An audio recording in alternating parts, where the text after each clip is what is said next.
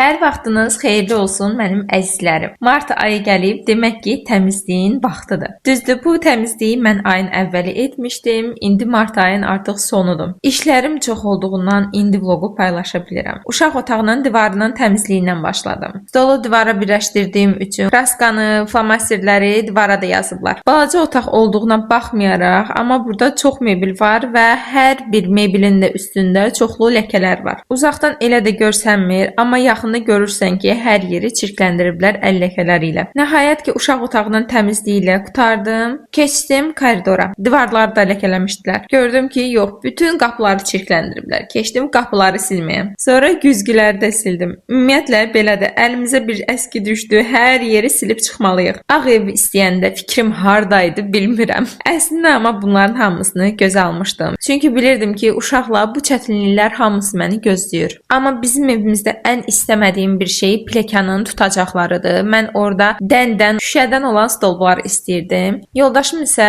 tamamilə ağ şüşə istəyirdi.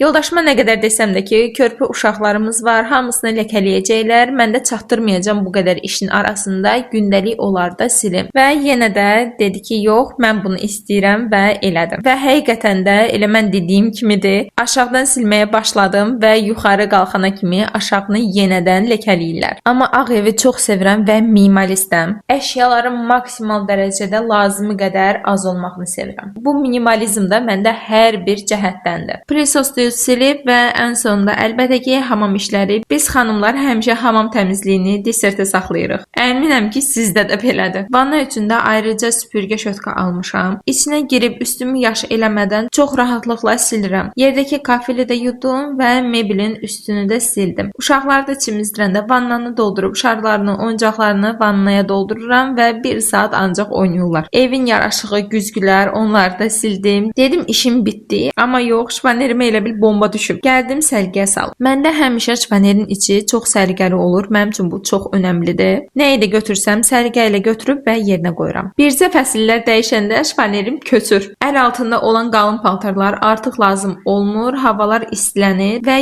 yaz paltarları arxada olur. Onları da götürəndə hər bir şey dağılır və bu aralarda çox işim var idi Novruz biş düşüyü ilə. Ona görə də çox səliqəsiz olmuşdu. Və belə baxanda ildə 4 dəfə şpanerimi səliqəyə salıram. O da hər fəsil dəyişəndə. Bunun da səbəbi odur ki, paltarlara qarşı aşırı sevgimiz yoxdur və bu məndə həm də kosmetikada aiddir. Hər bir şeydən bir ədəd mənə yetərli olur. Məsələn, bir dənə, bir pudra qurtardıqca da alıram. Və səhəri gün getdim dermatoloquma. Sizə demişdim, üzüm səpkilidir və bunun da indi müalicəsini alıram. Və demək olar ki, üzümdə artıq səpkilər yoxdur. Yalnız səpkinin ləkələri qalıb. O da 1-2 günün işi deyil. Əlbəttə ki, bu zaman tələb eləyir ki, bütün ləkələr çıxıb getsin. Evə gəlib yoldaşıma iş üçün obed hazırladım və 8 martda mənə hədiyyə etdiyi güllər artıq solmuşdu. Ürək ağrısı ilə onları da tulladım. Güllər solmasa nə yaxşı olar, hə? Çox hayf.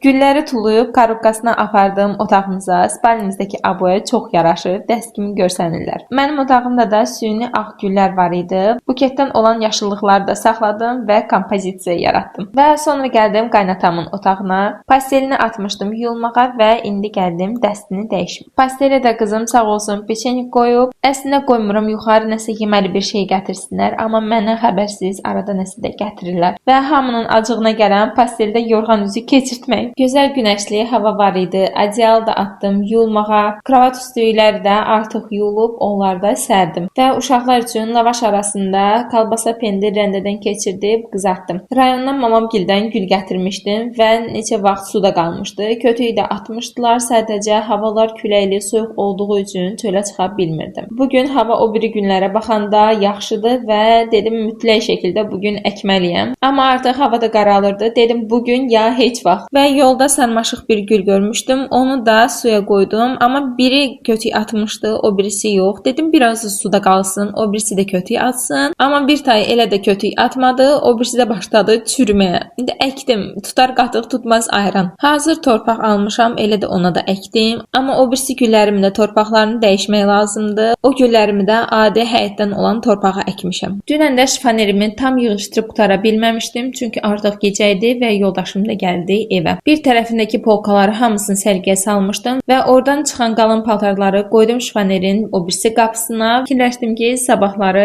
yəni bugün işimi tamamlayıb qutararam. Uşaqlar da gizlanpaç oynayırdılar və girdilər mənim otağıma şifanerin içinə və tamamilə dağıtdılar. Qalın paltarlarımızı da yekə sumkaya yığıb kravatın altına qoydum, amma əvvəlcə plissosladım. Xırda tozlar dolur kravatın altına. Səhər də qaynanamla başladıq Novruz hazırlığına. Açılışı qoğalla etdik. İsti-isti mən sevirəm qoğalı yeməyə. Soyuduqdan sonra yeyə bilmirəm. Qızdırsam da belə eyni dad olmur. Qoğalın xəmirini də planetar mikserdə edirik və 3 ailə üçün edirik. Adamın biləngi ağrıyar, o qədər xəmiri yoğurunca çox rahatdır və tez də olur. Və paralel yenə də sexin yeməyini bişirirəm. Bugün işim çox olduğu üçün fikirləşdim ki, tez nə bişirə bilərəm və ağlıma makaron və tuşonka gəldi. Makarondan da danışanda həmişə gülməyim gəlir. Mən ərə gələndə 18 yaşım var idi və onda da yoldaşımla ikimiz qalırdıq. Hər dəfə də makaron bişirəndə yoldaşım bəyənmirdi. Hətta anasına da bir dəfə dedi ki, Səbişə yemək bişirməyi öyrət. Və başladım baxmağa ki, kim necə bişirir. Və səbəbini də tapdım. Əslində də mənim əlimin duzu olmamağı deyil, sadəcə düzgün produktları seçmirəm. Öz dünyamda mən ekonomiya eləyirmişəm. Evə bazarlıq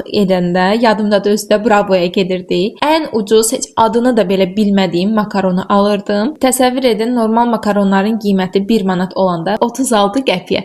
Elə də sevinirdim ki, mən ekonomiya eləmişəm. Gör necə ucuz makaron almışam. Düz deyirlər, həqiqətən də ucuz ətin şorbası olmaz və makaronun nə dadı var idi, çünki unu çox pis idi. Yumurtası da yox idi, hamısı yapışırdı. Və sonra başladım düzəməli makaronlar almağa və indi də elə yeməklər bişirirəm ki, hətta aş yeməyən qaynatam, mən aş bişirəndə ikinci boşqabı istəyir. Biz isə qoğalları bişirənə kimi Elvin də sağ olsun baldızımın yoldaşıdır. Kuxnada olan kranımız da dəyişdi. Aləm dəymişdi bir-birinə. Səhər də bizdə şəkərbura günü idi və bu şəkərburalarda 3 ailəlik edirik. Və bu qədər qızlar, vloqum sonlandı. Takib atın ki, Novruz keçirdiyimiz vloqu qaçırtmayasınız. Hələlik.